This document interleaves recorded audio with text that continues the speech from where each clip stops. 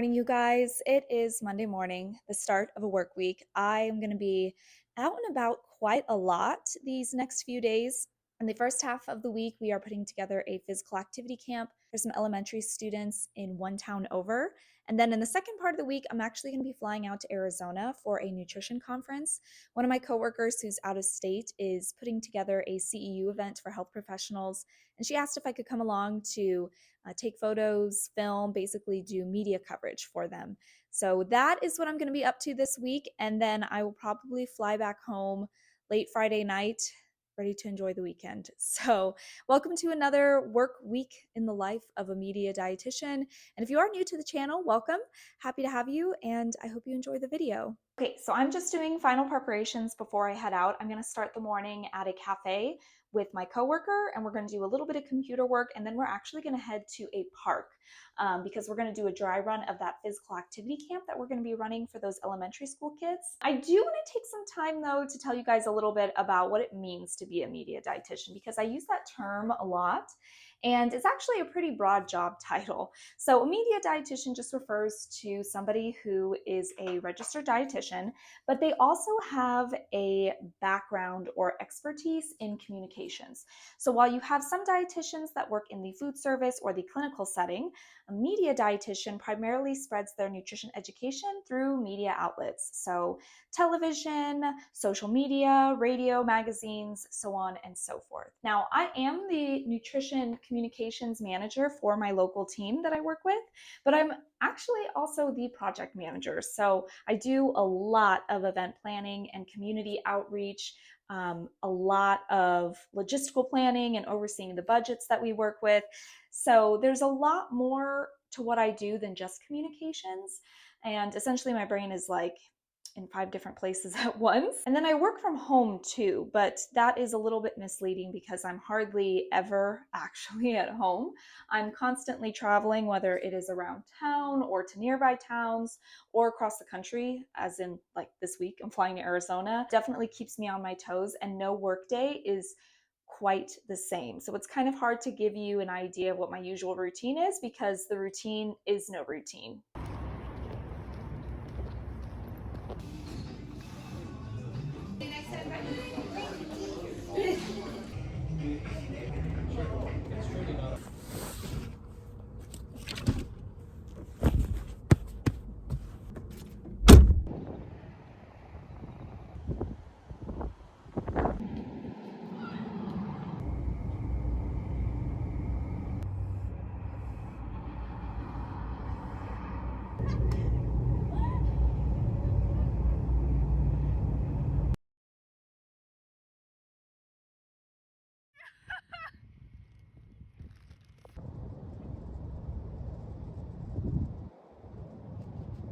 Oh my goodness.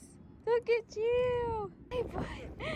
Hi, bud. I think my favorite parts of this job are also some of its greatest challenges. For one, you have to be constantly up to date and really have a finger on the pulse of what is trendy, what people are talking about, what people are interested in when it comes to marketing, so that the nutrition education you are trying to deliver, the messages you are trying to send out, remain relevant and interesting. You also really need to be creative in the campaigns, in the events that you throw, that they are unique, that they stand out, and also that they are properly tailored to the target audience that you are trying to reach, whether that be kids, which is what I do a lot in my job. We also are trying to reach certain adult groups, certain patient populations, culinary professionals, health professionals, other dietitians. And you also really need to be flexible in this job and be able to adapt, which was hard for me at first because my personality, I'm very black and white, and it can be hard at times. You know, I'm very type A naturally, so you plan everything out. And when it comes to events and it comes to marketing things are bound to go sideways eventually, and you have to be resourceful. You have to be willing to compromise, negotiate, be flexible, find ways to still reach that end goal when plan A does not work out. Good morning. It is so early and we got a long drive to the town over ahead of us, so let's get going.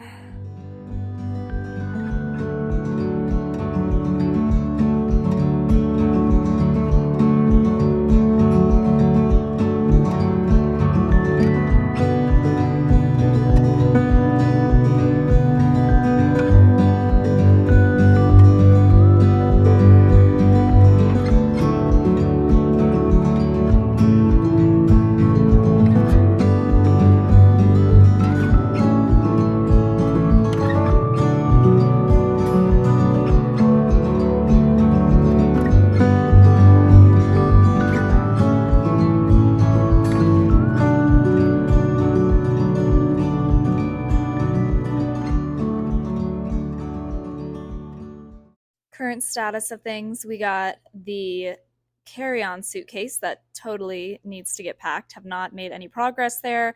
We got some filming equipment I'm going to take with me to work. Laundry, got to fold that. Clothes that I need to hang on the drying rack. We got the dryer going. We have a dishwasher going as well. So it's all going down, people.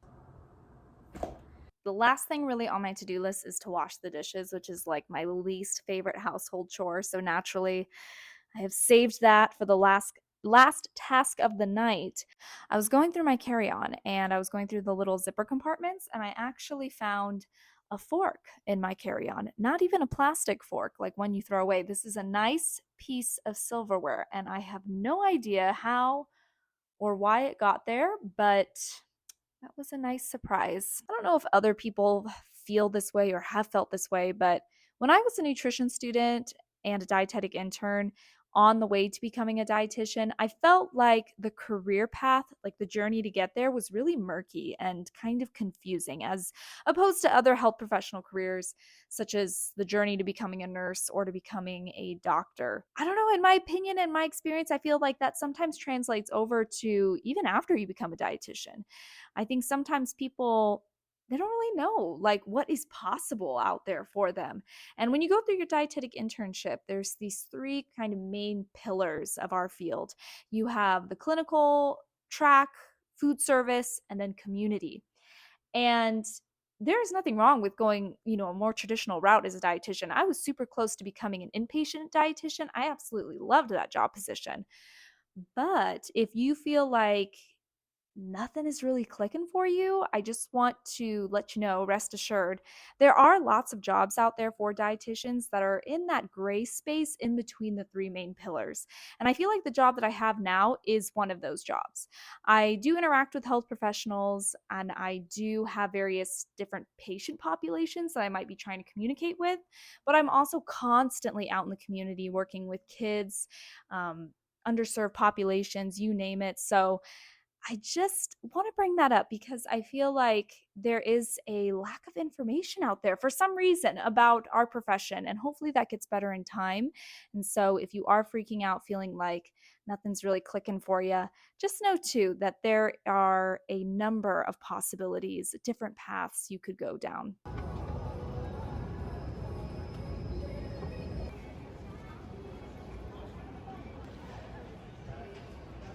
Please, Peyton Laverne Trav.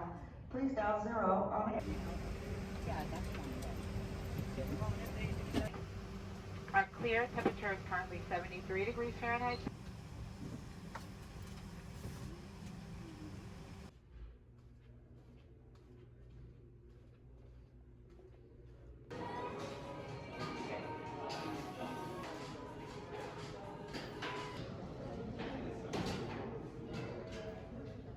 Okay, you guys, I am finally in my hotel room. It is like 9:30 p.m. at night. I'm already in bed. I need to brush my teeth and like wash my face. So I have to muster the energy to go do that. As soon as I got to Arizona, we headed over to the Arizona office where I got to see some of my coworkers from out of state that I don't get to see very often in person. So that's always fun and like really energizing to see everyone. And I worked a little bit there on some computer stuff, admin tasks, and then from there, I went with my one coworker to the hotel or ballroom that we are holding this nutrition conference at, and I helped her get everything set up. And I have to say, I feel like this event is gonna go really well. She is so good at looking at all the details and the event planning. She really inspires me, to be honest. And I think this nutrition conference is gonna go really well. We have like 75 people signed up to attend. It's dietitians, it's people who work in the school district, other health professionals. We have a bunch of nutrition science students coming. So it should be a pretty good mix. And then we have various speakers who are going to be talking and discussing the various health benefits of different dairy products. So really good stuff. So we got Thai food, which was really good. I love Thai food. It's like one of my favorite cuisines out there. And I got back to this hotel room and I just realized that I have no silverware to eat this pad thai. And I just think about that little silver fork that I had in my carry-on suitcase that I threw away. Well, not threw away. I threw it in the dishwasher and I didn't take it with me. And I'm really regretting that now. And I'm thinking maybe it was a sign from the universe that I would eventually need a fork, and I just totally blew it. And now I'm gonna have to eat pad thai with my hands, I guess, or something. Or use this kebab. I don't know. We'll figure it out.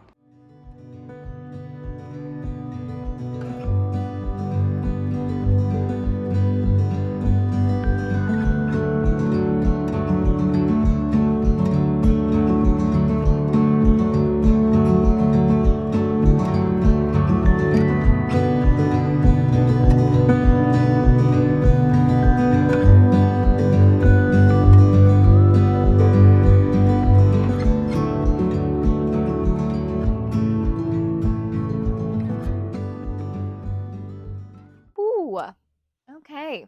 I am back home. It's 11 p.m. I hope through this vlog I was able to visually show you guys one of the great truths of the field of dietetics, and it is that this field is ever expanding.